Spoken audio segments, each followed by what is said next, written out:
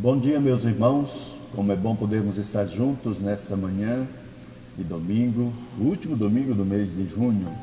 Estamos iniciando uma série de novos estudos, agora sobre comunhão. E talvez você pergunte como tratar de comunhão estando separados, não podendo estar presentes no templo. Nós vamos tratar sobre esta matéria também.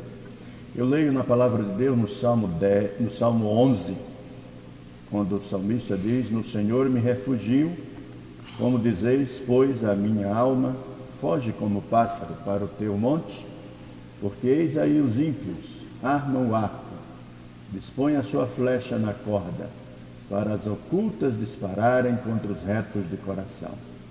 Ora, destruídos os fundamentos, que poderá fazer o justo? Esta é uma pergunta séria que nós temos que fazer a cada momento. Destruídos os fundamentos, e é sobre isso que vamos tratar, fundamentos, firmeza doutrinária, que poderá fazer o justo? Nós temos nesta semana aniversariantes da nossa igreja, irmãos queridos. Um deles é o nosso irmão Denis Tavares, que faz aniversário amanhã. 5.6, né, irmão Denis? Que bom! Louvado seja Deus, que o Senhor esteja abençoando sua vida, sua família, irmã Shirley, seus filhos, o Denis Filho e a Loruama e seus netos. Deus abençoe, meu irmão. Temos também um casal que faz aniversário de casamento na terça-feira, a Eunice e o Zequinha. Louvamos a Deus pela vida desses queridos. Deus abençoe, portanto, vocês, juntamente com o Felipe e a Natália. Esteja abençoando, pois, esses queridos irmãos. E na sexta-feira, temos aqui um aniversário à nossa frente, o André. Louvado seja Deus pela vida do André. 4.1, viu, André? Que legal. Deus abençoe tua vida, a vida da Cristina, a vida da Jéssica e da Gabriela. Deus te abençoe. Então, pastor Marto, o senhor vai orar por essa gente que Deus tem nos dado aqui com alegria. Oremos então. Senhor Deus, bendizemos o teu santo nome, agradecemos a ti pelo privilégio que nós temos de contar os dias. Pedimos-te em nome de Jesus que o Senhor nos ajude a sermos sábios, que nós aprendamos a contar os nossos dias para que alcancemos corações sábios. Te peço em nome de Cristo que tu abençoes rica e poderosamente a todos estes aniversariantes que completam anos de vida, esses que estão completando anos de casamento também, Senhor, com suas famílias constituídas numa era em que tudo e todos, uma era que a gente vê uma luta pela desconstrução dos valores judaico-cristãos, dos nossos valores, e um desses valores contra os quais a sociedade se levanta é justamente a instituição do casamento que o Senhor mesmo constituiu. Sim. Pai, em nome de Cristo, abençoe essas vidas, satisfaz-lhes os desejos do coração, que sejam desejos santos, desejos segundo a tua palavra, segundo a orientação do teu Espírito Santo. Dê saúde, dê paz, dê, ó Pai, comunhão contigo, com o teu povo, dê motivos de alegria, que eles possam sempre dizer: com efeito, grandes coisas o Senhor tem feito por nós, por isso estamos alegres. Muito obrigado a Deus, abençoe esses irmãos e irmãs. É nossa súplica com ações de graças, em nome de Jesus, Senhor. Amém. Amém. Pastor, vamos ler juntos o Salmo 12, o auxílio contra a falsidade. E nós vamos ler alternadamente. Logo depois teremos louvor a Deus, o hino 41. Socorro, Senhor, porque já não há homens piedosos. Desaparece os fiéis entre os filhos dos homens. Falam com falsidade uns aos outros, falam com lábios bajuladores e coração fingido. Corte o Senhor todos os lábios bajuladores, a língua que fala soberbamente. Pois dizem, com a língua prevaleceremos. Os lábios são nossos. Quem é Senhor sobre nós?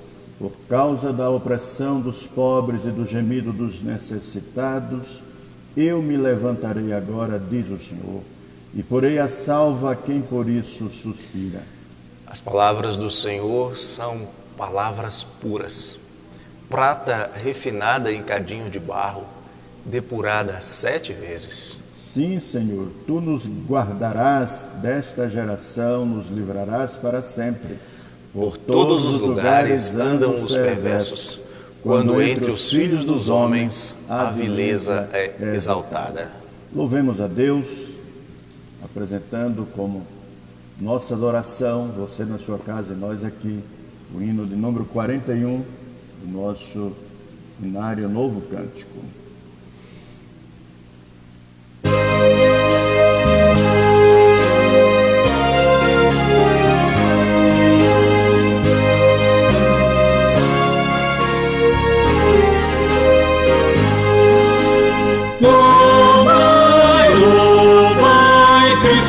Mestre divino, por nossa cruz ele sofreu morrer. Perdão, perdão, hoje aos contritos outorga, pois precioso sangue na cruz verteu. Te louva-o, reino tão exaltado, mediador que nunca nos faltará.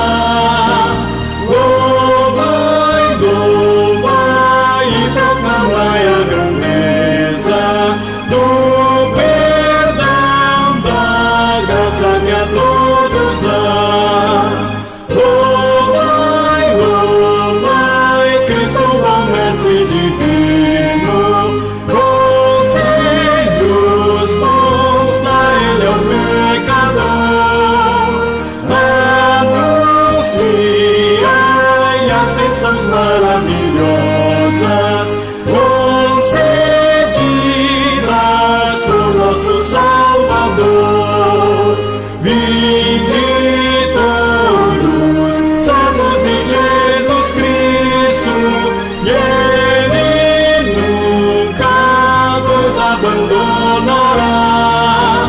Louvai, louvai e proclamai a grandeza do perdão, da graça que a todos dá.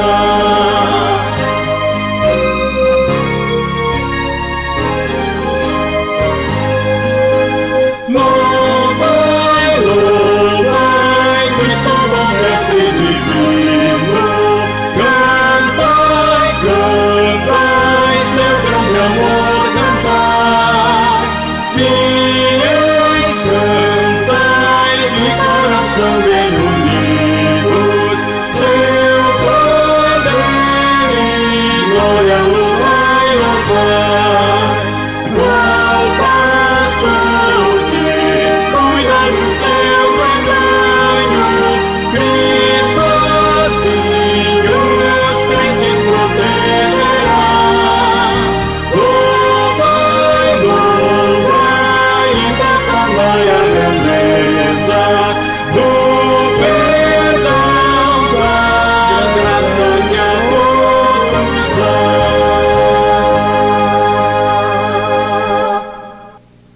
Temos a alegria de, neste dia, iniciar uma série de estudos sobre comunhão. E o texto que vamos iniciar essa série de estudos é o texto de Atos capítulo 2. Vamos começar lendo no 41 e vamos hoje até o verso 43 apenas. Voltaremos certamente em outros momentos estudando esse texto. O texto nos diz: então os que lhe aceitaram a palavra foram batizados, havendo um acréscimo naquele dia de quase 3.000 pessoas. O verso 42. E perseveravam na doutrina dos apóstolos e na comunhão, no partir do pão e nas orações. Em cada alma havia temor, e muitos prodígios e sinais eram feitos por intermédio dos apóstolos. Vamos orar? Nosso amado Deus, nosso Pai, estamos nesta manhã, ó Deus bendito, para aqui comunicar as verdades da Tua palavra ao coração do Teu povo. Nos auxilie, ó Deus, dando-nos a orientação do Teu Espírito Santo, a unção que vem dele, a iluminação que também procede do Teu Espírito, para que a exposição da Tua palavra alcance o coração daqueles que nos acompanham, daqueles que nos ouvem. Abençoa aqui, ó Deus, a vida do Teu servo, reverendo Marco, Abençoa a vida do André, que está conosco, e a cada família que aqui está representada. Guarda os teus servos onde estiverem nesta hora, dá ouvidos para ouvir, dá coração pronto a receber e a praticar a tua palavra, uma disposição mental para cumprir os teus propósitos. Oramos assim, no nome de Jesus. Amém. Então, pastor, este tema nos desafia. Exatamente, especialmente nesta época de relativa dificuldade, e nós vamos ver por que essa dificuldade é relativa, de relativa dificuldade para estar em comunhão. Nós acreditamos que a comunhão física, né, presencial, foi de certa maneira impedida na igreja nesses dias. Mas a comunhão da igreja não, porque a palavra de Deus diz que a nossa comunhão é com o Pai e com o Filho, e essa comunhão é mediante o Espírito, e então nós estamos ligados, unidos espiritualmente aos nossos irmãos.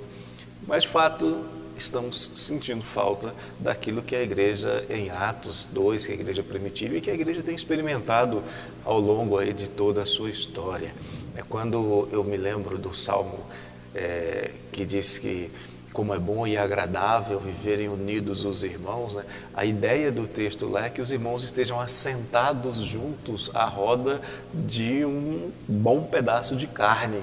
Essa é a ideia do Salmo, né? Ou seja, a ideia de que como é bom que os irmãos estejam assentados juntos para estabelecerem comunhão, para comerem juntos. Mas, lamentavelmente, nesses dias a gente teve que se privar deste privilégio, mas isto não significa de maneira nenhuma que a gente não possa permanecer em comunhão. Exatamente. É porque a vida cristã deve estar fundamentada em alguns tripés, e um deles é a comunhão. Comunhão onde se fundamenta a vida cristã, e ela se dá também no templo, não que ela seja exclusiva do templo. Por isso que a gente precisa realmente entender. Quando nós olhamos para a tradição dos mestres em Israel, vamos perceber que há uma afirmação. Eles dizem que o mundo se baseia sobre 3 coisas. Eu falei de que a vida cristã se baseia em 3 também elementos. Um deles é a comunhão, o outro é a oração, sim, e outro é o conhecimento das Escrituras. Os mestres de Israel diziam que o mundo se baseia sobre 3 coisas: a Torá, que é a lei, também sobre a oração, e se baseia sobre a caridade, que é o amor. A pergunta é: e a igreja somente se baseia nessas 3 coisas? Ou existe mais alguma coisa que caracteriza a comunidade dos salvos? De fato, em que se baseia a comunidade dos salvos? Sabemos que a igreja ela foi constituída por Cristo, foi instituída por Ele. Isso foi instituída sobre a confirmação de que as portas do inferno não prevaleceriam contra ela. Há muita gente preocupada nesse tempo. Como será o pós-pandemia? A igreja não vai sofrer do ponto de vista daquilo que ela é espiritualmente. Vai sofrer, sim, nós estamos sofrendo, mas a igreja tem a proteção do Senhor. Mas até que ponto a igreja tem realmente avançado? Essa é uma pergunta para que ela não seja enganada pelos ardis, pelas artimanhas de Satanás. Nós precisamos, nesse tempo, avaliar os nossos elementos essenciais que são necessários no discipulado cristão e na vida cristã. Não é isso, pastor? Exato. Acreditamos, sim, que a igreja passa por dificuldades. Hoje ela passa, mas já passou em várias épocas ao longo da sua história. O texto que nós vamos meditar, nós vamos estudar nessa manhã, fala de um período de transição em que logo depois a igreja enfrentaria dificuldades. Olhando a história da igreja dos 3 primeiros séculos, ela enfrentava muitas dificuldades, mas ela permaneceu. Acredito que quando passar esse período, a gente de fato tem se preocupado um pouco sobre como será a igreja no pós-pandemia. Primeiro que a gente não tem como adivinhar, a gente tem como perceber tendências, né? Mas uma das coisas que vai ficar muito clara é que, lamentavelmente, muitos deixarão de obedecer Hebreus 10, 25. Deixarão de buscar a comunhão. Mas aí cabe a nós continuarmos a nos estimularmos mutuamente à comunhão, ao amor e às boas obras. E nesse aspecto eu gostaria até de falar mais diretamente agora com aqueles que estão conosco, para que não deixem de estimular os irmãos ao amor e às boas obras, que não deixem de estimular os irmãos à comunhão. Aí talvez você se pergunte em casa, mas como é que eu vou fazer isso? Muito simples. Continue em comunhão, essa é a primeira coisa. Continue conosco.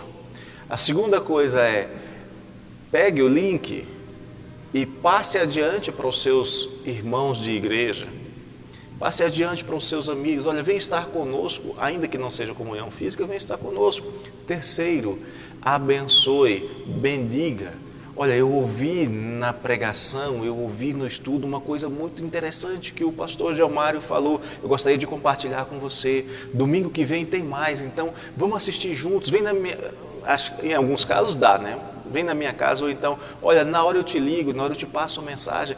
Então, a gente pode colaborar e compartilhar isso de maneira que nós estreitemos os laços de comunhão, colocando em prática Hebreus 10, estimulando-nos uns aos outros, admoestando-nos, porque o dia do Senhor se aproxima.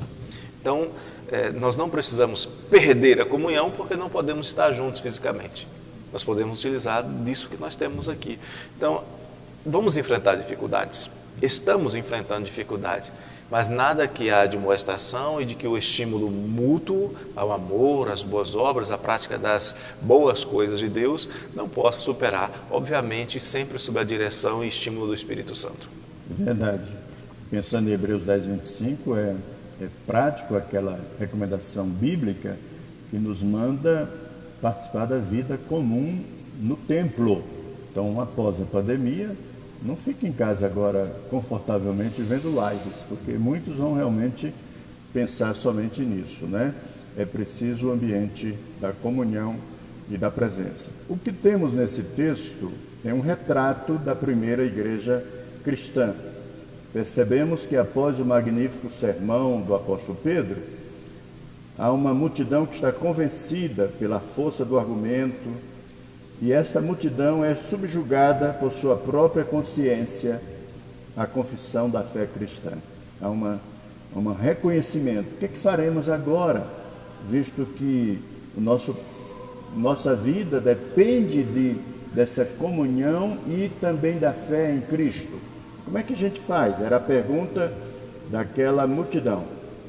Tão eficiente foi a exortação do apóstolo, e como nós lemos no versículo 41, quase 3.000 almas naquele dia se agregaram à comunidade dos santos e aquelas 3.000 pessoas passaram a participar ativamente dos trabalhos da sua nova sociedade. Imagine você, uma comunidade que era aproximadamente 120 pessoas, de repente recebe 3.000 pessoas. Há um trabalho imenso para ser feito. E o verso 42 vai nos dizer que eles têm que estar com alguns pilares de fundamentos, aquilo que nós lemos lá no Salmo 12, não podiam remover fundamentos. E os fundamentos estavam na doutrina dos apóstolos, na comunhão, no partir do pão e nas orações. Então esse é o resumo dos elementos essenciais que são necessários no discipulado cristão e na comunhão cristã. Exatamente. Era um enorme desafio para a igreja agregar essa multidão, e era uma multidão multicultural, com perdão da redundância e do uso do mais de um multi, né? Era gente de várias culturas, são citadas 14 nações diferentes presentes em Jerusalém, né? Gente que falavam línguas diferentes, que viviam em ambientes diferentes, mas todos eles tinham uma característica: eles eram tementes a Deus, eram judeus. O texto bíblico tem uma palavra bem específica para definir que eram judeus que viviam fora de Jerusalém. E agora toda essa multidão chega e se agrega à igreja. Elas precisavam saber o que fazer. A pergunta é muito objetiva que o Senhor mencionou. E agora, que faremos, irmãos? A mensagem de Pedro foi: vocês rejeitaram o Messias. Vocês se juntaram com os gentios para matar o Messias. E ele ressuscitou. E ele vai reger. Então havia um pavor. O coração deles estava compungido, estavam com medo do que lhes poderia acontecer, e pedem orientação. Ora, se eles pedem: que faremos, irmãos? Pedro diz: arrependei-vos, e crede no Senhor Jesus, e sereis batizados, os vossos pecados são cancelados. Ok, isso é muito bonito e é verdadeiro. Agora, isso tem que ser explicado. E aí é onde entra o texto de Atos, capítulo 2, falando: e depois que eles foram instruídos, ou enquanto eram instruídos, eles perseveravam na doutrina. Precisava ter firmeza doutrinária.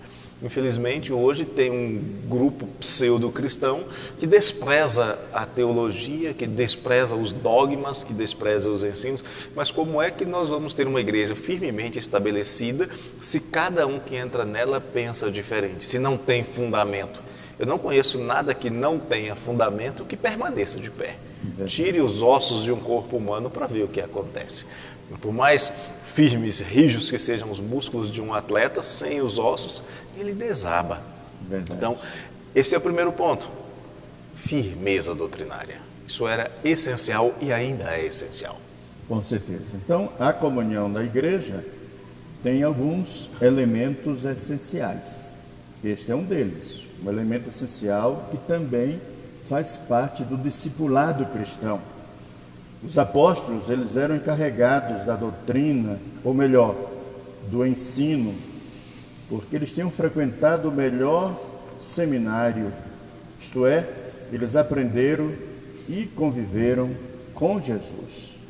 Diz o texto que eles perseveravam na doutrina dos apóstolos. Os apóstolos tinham bebido direto da pessoa de Jesus.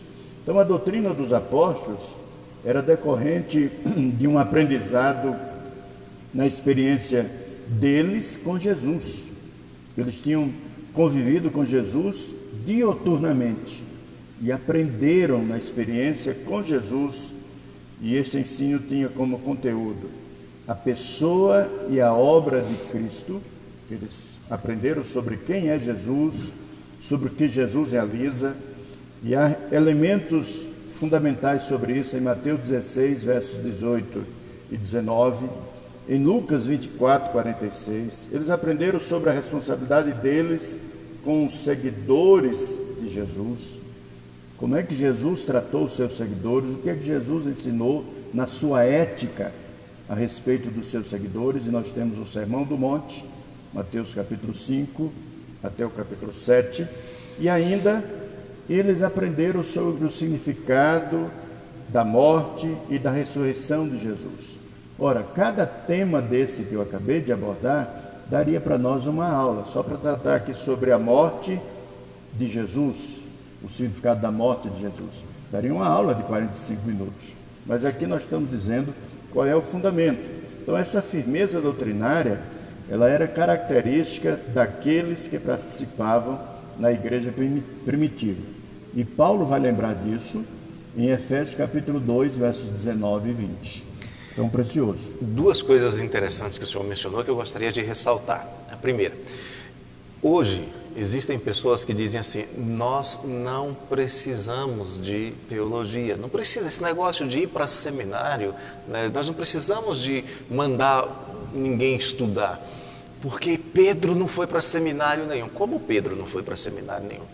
Pedro participou do melhor e mais extraordinário seminário que jamais existiu sobre a face da terra. Ele aprendeu com o próprio Verbo encarnado durante 3 anos, dia e noite. Uma vez eu fiz um cálculo de horas, aula do meu curso de teologia, deu 5.200 horas.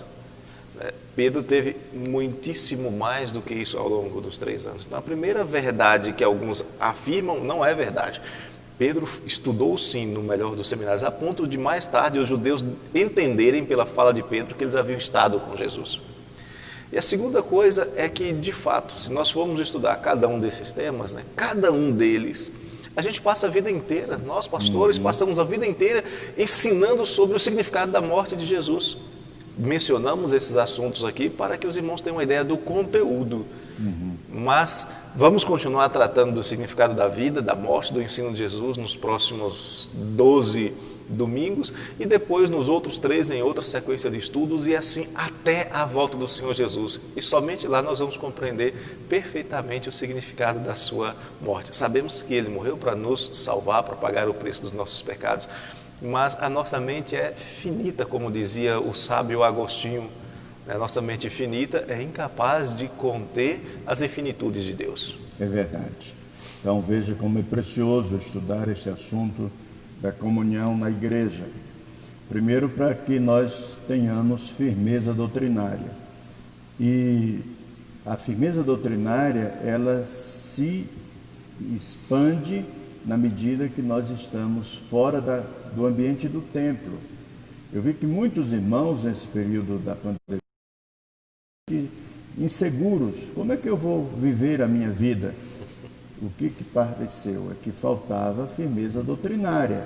A gente estava meio no raso, no superficial. A gente não tinha a profundidade da vida cristã necessária para enfrentar esses momentos que nós vamos viver. Agora imagine você viver num país ou num ambiente onde ninguém tem a mesma fé que você. É hora de firmeza doutrinária. O outro aspecto aqui do texto, agora mais diretamente, é o espírito de comunhão. O que era esse espírito de comunhão? Porque eles perseveravam na comunhão. É a ideia da coparticipação, que é descrita como sendo uma vivência comum, isso a partir do versículo 44 a 45. Provavelmente é o que veremos nos próximos nossos encontros. A ideia da vivência comum. E como é que era? Eles participavam de uma refeição comum ou de uma experiência religiosa, juntos, comuns. É o que estamos fazendo aqui. Nós estamos aqui transmitindo um momento de ensino da palavra de Deus, mas você está em casa com o mesmo espírito, com o mesmo propósito, de aprender, de querer colocar em prática o ensino das Escrituras. Esse espírito de comunhão, ele está alicerçado sobre o que a Bíblia chama de fé comum. É porque eu tenho a mesma fé que você, porque nós temos a mesma fé comum, por isso nós temos esse espírito de comunhão em Cristo. Fé comum que é experimentada por aqueles que creem no sacrifício de Cristo na cruz. Filipenses capítulo 2, versos 1 e 2, é muito interessante o que Paulo diz ali. Essa semana estive estudando mais especificamente esse texto.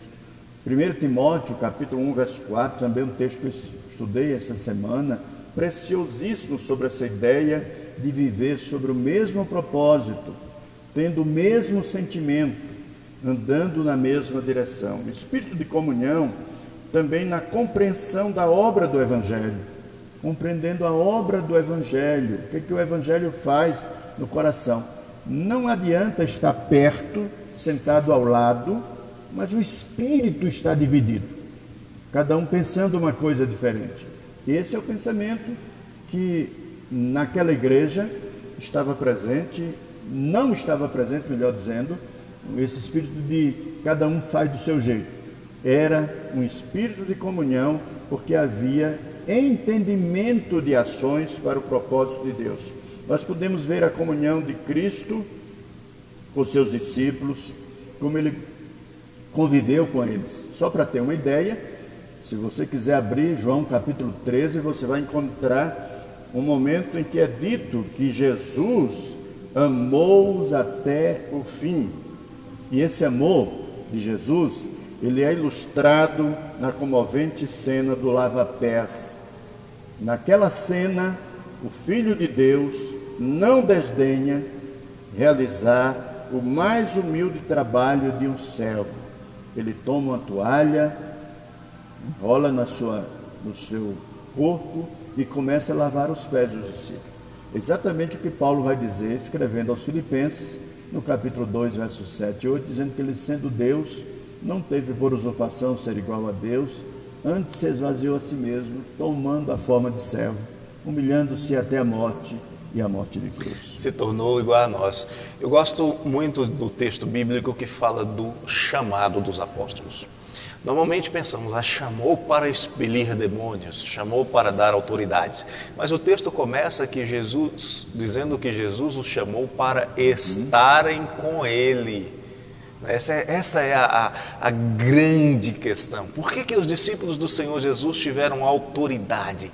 Por que eles podiam estabelecer a doutrina da igreja? Por que eles podiam defender a fé que uma vez por todas foi entregue aos santos? Porque o Senhor Jesus os chamou para estarem com Ele.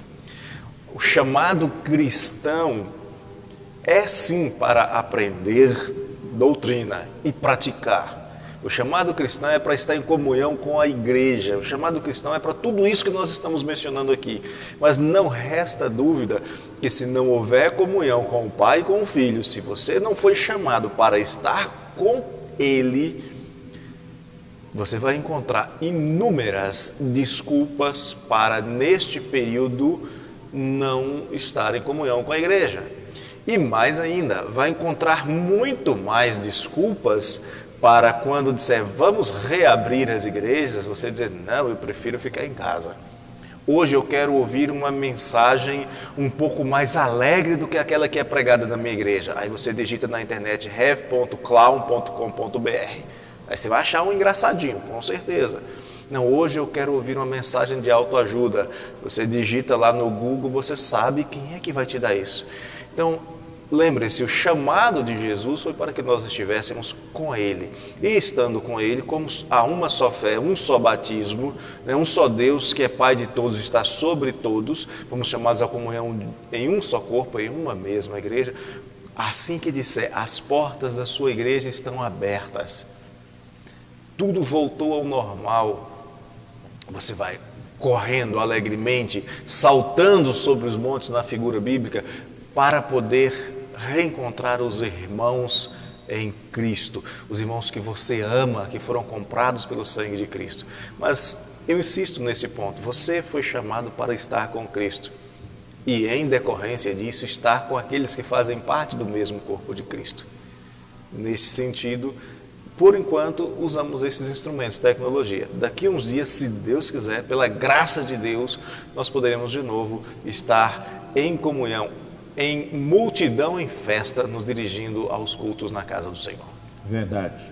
E dentro disso, depois de estarem com firmeza doutrinária, buscarem a comunhão, que era muito mais do que estar no mesmo ambiente, era a comunhão que unia os corações, com o propósito de estarem servindo a Cristo. Há também a ideia aqui do partir do pão, que é a valorização da ceia. E você talvez esteja pensando, mas tem tanto tempo que eu participei da ceia, nós temos costume de fazer isso pelo menos uma vez por mês. A última vez foi em março. É que nós entendemos que a ceia precisa, sim, deste ambiente de presença. Então, diz-nos aqui o texto que eles partiam o pão. E esse partir do pão, o que era? Era o ato que dava início a uma refeição judaica, conforme nós podemos ler em Lucas 9, verso 16. E esse partir do pão, que era o ato de iniciar uma refeição judaica, passou a ter um significado especial para os cristãos, tendo em vista a ação de Jesus na última ceia. Jesus também fez uma última ceia.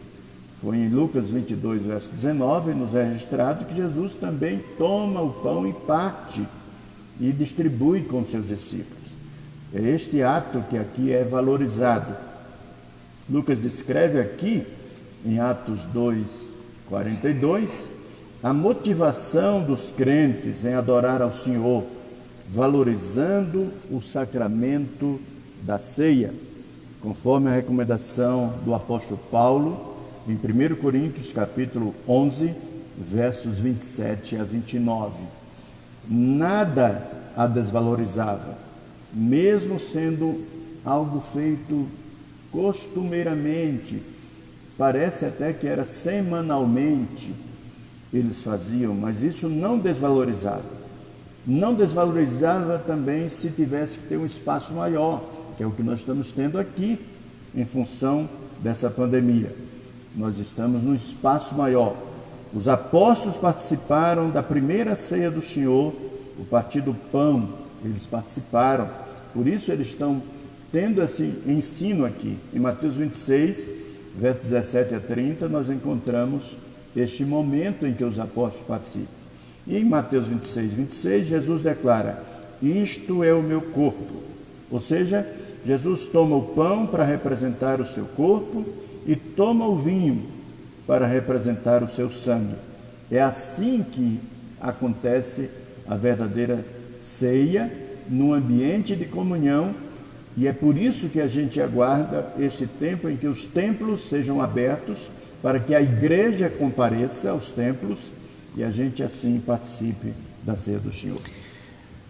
Sobre esta questão me faz lembrar duas coisas. Primeiro, que os cristãos davam tanto valor, tanta ênfase à ceia, quando eles falavam, por exemplo, repetiu as palavras de Jesus, que aquilo era verdadeira comida, verdadeiro, o seu sangue era verdadeira bebida, a sua carne era verdadeira comida. Os detratores do cristianismo entendiam isso como canibalismo, que eles estavam comendo a carne de alguém, né? Então, não havia, para os cristãos era algo extremamente importante e essencial. E o texto fala que eles perseveravam na doutrina dos apóstolos, e lá tem uma conjunção, cair, e também né, na comunhão, e também no partir do pão, né? Ou seja, não eram coisas separadas, era sempre, de fato, havia essa perseverança e essa constância.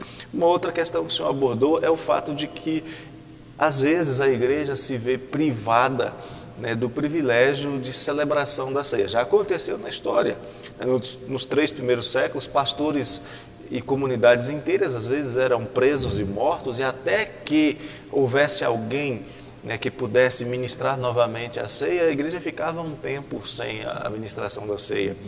Eu trabalhei na Transamazônica, né, e encontrei pessoas que ficavam, as histórias que eles nos contavam, de às vezes ficar 2 anos sem que um pastor aparecesse na sua comunidade, né, sem que um pastor fosse lá na sua fazenda, porque estavam no interior, nas fazendas, nos travessões. Houve uma família que eu fui visitar uma vez, que nós tivemos que ir de moto, e era uma moto potente, qualquer moto não chegaria. Depois tivemos que deixar a moto e ainda caminhar 6 quilômetros a pé para poder chegar na casa. Imagine, esse pessoal passava 1 ano, 2 anos, 3 anos sem participar da ceia, mas eram crentes, continuavam crendo. Então não é porque nós não temos a ministração da ceia constante como era, que deixamos de ser crentes. Embora sim, o sacramento seja um meio de graça, como a pregação da palavra é um meio de graça, que foi instituído para a edificação e fortalecimento da fé dos crentes. Mas enquanto não podemos fazê-lo, isso não significa que nós vamos deixar que a nossa fé seja desestimulada. Ela precisa continuar, e usamos enquanto isso os outros meios, que é, por exemplo, a perseverança na doutrina, que é o que nós estamos fazendo aqui. Com certeza. Pastor, quando o senhor falava desses fatos relacionados a deixar de participar da ceia devido a essas circunstâncias que o senhor mencionou aí, de morar num lugar isolado e assim por diante, eu me lembrei aqui, me passou um filme ligeiro na minha mente. Eu nasci no interior da Bahia, numa congregação, e participei da congregação. Comecei a participar da congregação, que ficava a 5 quilômetros da minha casa. E a presença de pastor nessa igreja, nessa congregação, se dava de 3 em 3 meses. E às vezes, quando o pastor tinha qualquer dificuldade, 6 meses, 1 ano e assim por diante. Então, a ceia só era ministrada quando o pastor comparecia e ministrava a ceia. Isso para falar da igreja de Várzea Nova, que era a congregação até 1981. Então, de lá para cá é que ela foi conseguir, se transformou em igreja, mas mesmo assim, ela não tinha a presença de pastor. Os pastores vinham de 3 em 3 meses para dar assistência. E ela só veio ter pastor ali, o residente, a partir dos anos 90 para cá. Então, e às vezes ficou também sem a presença de pastor, porque não tinha condição de ter o sustento para manter o pastor ali. O fato é que no interior do Brasil, especialmente em tempos mais atrás, as pessoas demoravam muito a participar da ceia. E aí eu me lembrei, por exemplo, que quando pastoreei em Campo Formoso, indo àquelas regiões de trincheiras, como aquela nossa irmã Ana Maria mandou aquela mensagem, então eram congregações que eu ia de 3 em 3 meses para poder dar a ceia. Então, essa questão é muito interessante. Mas eu quero avançar um pouquinho, não sei se o senhor quer falar alguma coisa. Não podemos prosseguir. Tá, então vamos falar sobre agora a prática da oração. Vocês se lembram que nós dissemos lá, introduzindo o nosso estudo, que na tradição de Israel, eles dizem que o mundo se baseia sobre 3 coisas: a lei, a oração e a caridade. E ao mesmo tempo eu mencionei que a igreja deve estar fundamentada num tripé. E eu entendo que esse tripé envolve a comunhão, a vida comunitária, a comunhão dos santos, envolve o conhecimento das Escrituras e envolve a vida de oração. Eu penso que é nesse ponto onde o nosso tripé está um pouco com a perna quebrada. Nós estamos meio capenga nessa direção. Eu acho que esse momento de pandemia chamou a igreja à oração. E a igreja primitiva, naquele momento, para desenvolver a sua comunhão, praticava a oração. E o verso 42 vai dizer que eles perseveravam usando aí o cai, o i, né? O simultâneo, a doutrina, a comunhão, o partir do pão e as orações. Trata-se provavelmente da maneira dos cristãos observarem, no contexto da igreja primitiva, as horas de oração marcadas pelos judeus. Os judeus tinham as suas horas de oração. Quando eu estive em Israel, fiquei muito observando, quando eu estive na Jordânia especialmente, como aqueles muçulmanos, né? Chegava a hora da oração dele, podia estar onde estava, ele pegava o tapetinho dele, botava no chão, e joelho no chão, e cara na terra, e clamava o Alá dele. Da mesma forma, o judeu frequentando as sinagogas, todas as manhãs, nos horários deles, eles estavam lá. Nós temos talvez aquelas nossas orações relâmpago, que fazemos apressadamente. Nós não temos o hábito de oração, nós brasileiros principalmente, e a carne não deseja orar. Esse é outro detalhe. Mas os judeus, 3 vezes por dia, conforme Atos capítulo 3, verso 1, nós vamos aí, tem isso aqui à frente, às 9 horas, ao meio-dia e às 6 horas da tarde, como também fazia Daniel, e ao registro em Daniel capítulo 6, verso 10. Então a vida dos cristãos, no primeiro século, se caracterizava pela oração, pela devoção, seguindo as exigências mais estritas e mais severas dos judeus. Eles faziam isso. O Piper diz que nós vamos ter que prestar contas a Deus para dizer que não oramos porque não tínhamos tempo. Porque Deus vai olhar o tempo que a gente gasta no WhatsApp, Deus vai olhar o tempo que a gente gasta no Facebook, o tempo que a gente gasta em outras coisas e a gente não investe na oração. Há muitos textos bíblicos que eu poderia citar para os irmãos aqui. Atos capítulo 1, verso 14, Atos 2, verso 1, Romanos 12, 12, Efésios 6, 18, Lucas 18, 1. E esta semana, na madrugada, tenho, pela graça de Deus, tido a oportunidade de orar. Um irmão, reverendo José Alex, que é o diretor do seminário de Teresina, fez uma exposição de Lucas 18, preciosíssima, sobre a oração. Então os apóstolos presenciaram a vida de oração de Jesus. Jesus era um homem também, Deus, mas um homem que dedicou o seu tempo à oração. E eles observaram, presenciaram a vida de oração de Jesus, por eles e com eles. Assim nós temos em Mateus capítulo 6, versículos 5 a 13, Jesus ensinando. Lucas 11, também ouvi uma exposição do também reverendo José Alex, em Lucas 11, de 1 a 13. Temos a oração sacerdotal de João, capítulo 17. Então, aprender sobre oração, basta olhar a pessoa de Jesus. Verdade. E lembrando que além das orações diurnas, ainda havia as vigílias da noite nas Escrituras, ainda havia os períodos de oração em que os judeus oravam e os cristãos oravam também. Nós somos ensinados de uma maneira muito simples. Há uma frase na Bíblia pequenininha, diz assim: orai sem cessar. Logo que eu comecei a minha caminhada, lá no interior da Bahia também, numa igreja que também não tinha pastor, nós tínhamos como missionária a evangelista Luzinete Caraíba, lá de Bom Jesus da Lapa, nós aprendemos uma coisa muito interessante sobre oração. Alguém perguntou: como é que eu faço para orar sem cessar? Eu vou parar de trabalhar? Vou parar de fazer as coisas? Não, é oração no Espírito, oração em todo o tempo no Espírito. Você pode parar e deve parar, deve reservar um tempo para falar com Deus em oração? Sim, deve. Cessar todos os afazeres? Deve. Mas você pode também, enquanto está fazendo as coisas, orando ao Senhor. Está dirigindo? Ore ao Senhor, agradeça a Deus pelos livramentos do trânsito.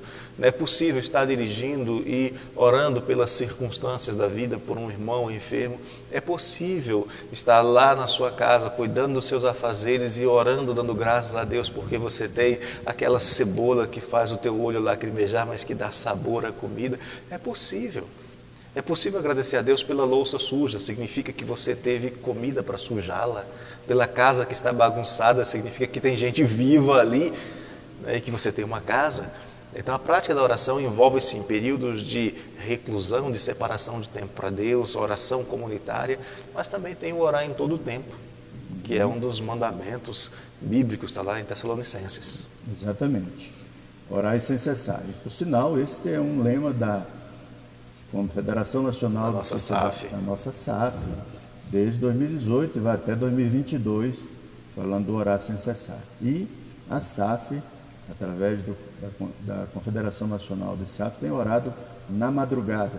Nesse tempo, orando da meia-noite até as 2 horas da manhã. Essa noite eu tive o privilégio, mais uma vez, eu já venho desde final de março para cá, todos os dias, pela graça de Deus, tenho acompanhado os irmãos. Essa noite foi o reverendo José Romeu, falando em Gênesis capítulo 8, dizendo que Deus se lembrou de Noé na arca, e assim foi descrevendo aquela mensagem.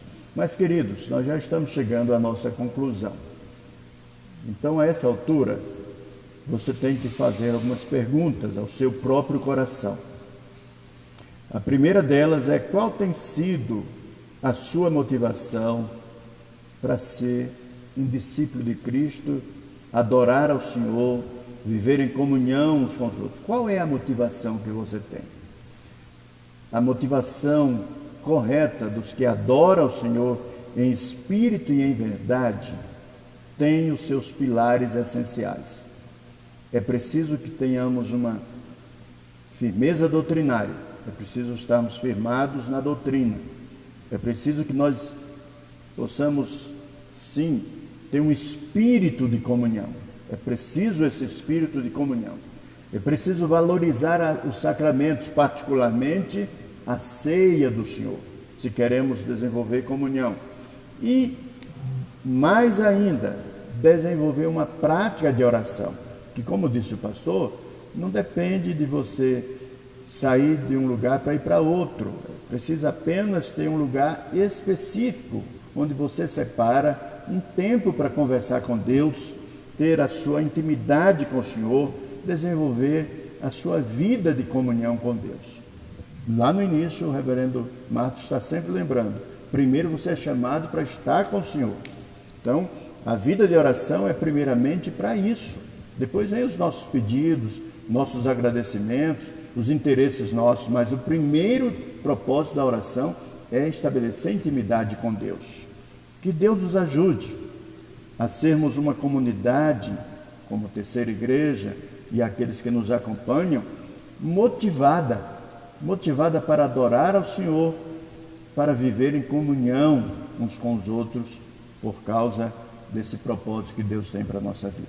Sobre essas 4 palavras, eu não quero esgotar o assunto, né? Alguém pode estar acompanhando e dizer, puxa vida, mas eu acho que não é bem isso. Eu quero apenas destacar o seguinte. Primeiro, a igreja precisa, e você, cristão, precisa de conhecimento da palavra de Deus. Precisa de conhecimento doutrinário, para você saber o que é certo e o que é errado, para saber o que fazer e o que deixar de fazer. Segundo, a igreja precisa da comunhão física. Nós somos chamados para esta comunhão uns com os outros. Terceiro, a igreja precisa de comunhão espiritual e por isso os sacramentos, por isso o pão e o vinho que tipificam o corpo e o sangue de Cristo, por isso o batismo que indica a entrada na comunhão da igreja. E quarto, a igreja precisa de dependência de Deus. E essa dependência se dá através da súplica. Ela diz, Senhor, estou precisando. Essa dependência se dá através do agradecimento. Senhor, reconheço o que veio das tuas mãos. Então, quando a igreja consegue colocar essas coisas em prática, nós teremos uma igreja melhor. Uma igreja que é, ao mesmo tempo, mais abençoada e também mais abençoadora. Uma igreja que anda em unidade de propósito. Uma igreja que alguns, pastor, não conseguem vir fazer, mas conseguem levar o que foi feito adiante. Levar o que foi feito àquele que não consegue fazer e que também não teria acesso. Então, vamos, como igreja do Senhor, colocar essas coisas em prática. Certamente não seremos como a igreja de Atos 2. Nós não temos mais os apóstolos, mas ainda temos a doutrina apostólica, ainda temos o ensino dos apóstolos à nossa disposição. Nós ainda podemos viver uma fé semelhante. Não é o tempo, não é a distância que nos afasta da comunhão com Deus e de uma vida como igreja abençoada e abençoadora.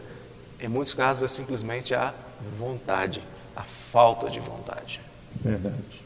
Então, para aplicarmos nosso ensino nesta manhã, eu queria que você colocasse algumas questões fundamentais que são necessárias para este tempo de comunhão. Então, para viver em verdadeira comunhão na igreja, não estou falando do templo em si, é necessário sim uma boa base doutrinária. Sem base doutrinária, não se tem verdadeira comunhão. Então, e a vida de comunhão entre os crentes, ela é indispensável para nós desenvolvermos o amor cristão. É necessário que nós tenhamos realmente uma vida de comunhão, é indispensável para desenvolver o amor cristão. O sacramento da ceia do Senhor, ele precisa ser valorizado pela comunidade cristã. E ainda a vida de oração nos une aos nossos irmãos em Cristo. E é por isso que nós vamos finalizar o nosso estudo de hoje cantando o hino 178 do nosso inário Novo Cântico, reconhecendo como Deus age para o bem do seu povo. Nós temos aqui uma pergunta feita por um dos nossos presbíteros, se a Santa Ceia pode ser feita cada um em sua casa.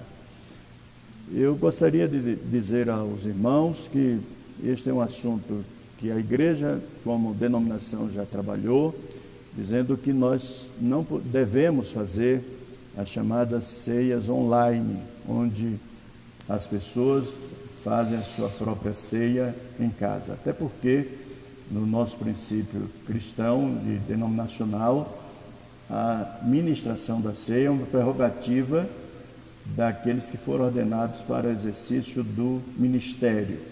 Então, em primeira mão, diria isso inicialmente. Mas eu penso que esse é um assunto que a gente precisa conversar um pouco mais e eu posso tratar com o presbítero Gilberto mais diretamente sobre esta matéria. Mas aqui, respondendo à pergunta, inicialmente trago essa informação primária. Vamos cantar o hino 178 ou o pastor quer falar mais alguma coisa? Não, o senhor disse tudo. Não, fizemos juntos, eu e você. Vamos lá, hino 178.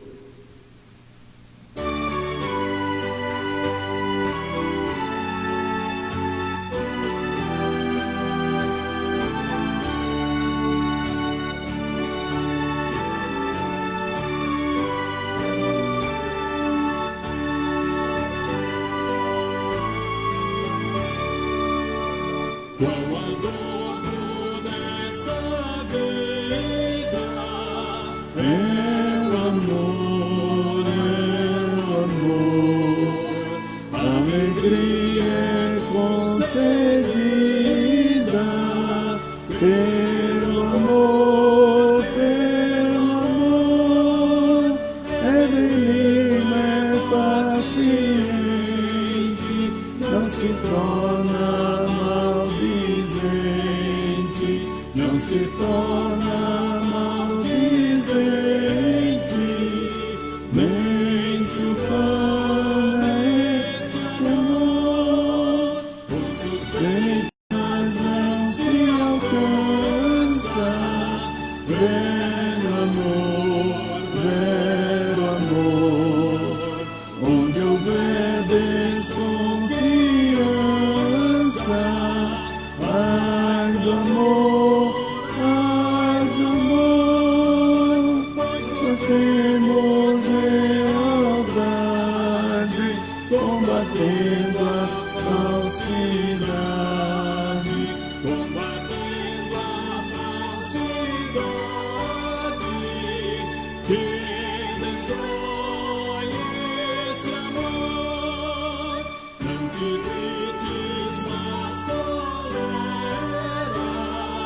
com amor,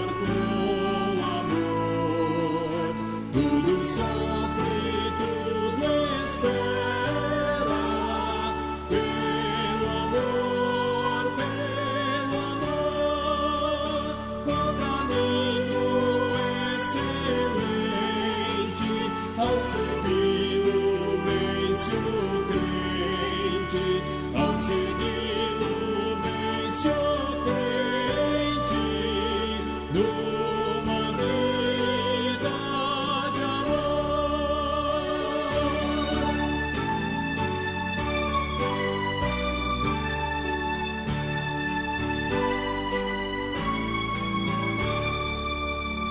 O cristão ao teu vizinho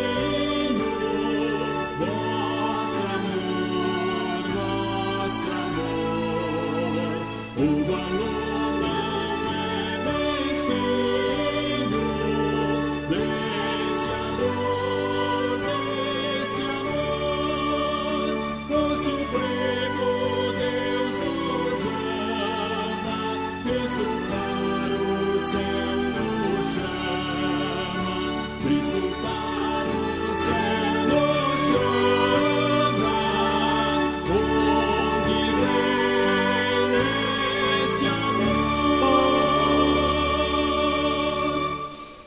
Vamos orar juntos o Pai Nosso, a oração do Senhor. Pai nosso que estás nos céus, santificado seja o teu nome. Venha o teu reino, seja feita a tua vontade, assim na terra como no céu. O pão nosso de cada dia dá-nos hoje. Perdoa as nossas dívidas, assim como nós perdoamos aos nossos devedores. E não nos deixe cair em tentação, mas livra-nos do mal. Pois teu é o reino, o poder e a glória para sempre. Amém. Que bom que você esteve conosco até agora. Continue aqui e que possamos participar novamente à noite, às 18h30, do culto que devemos a Deus. É isso, nosso tema de hoje é Salmo de número 7. Nós estávamos falando sobre a nossa confiança no Senhor, nosso Deus. Deus nos abençoe. Até a noite. Queria lembrar os amados, reverendo, para se inscreverem no simpósio, no 19º simpósio de evangelização, que será promovido aqui pela Terceira Igreja Presbiteriana de Taguatinga. As descrições estão aí no próprio Facebook da igreja. Não deixe de se inscrever, inscreva-se o quanto antes. Esse ano vai ser online, mas esperamos que em 2021, o 20º, está completando 20 anos de simpósio, nós façamos uma grande festa. Amém. Seja assim.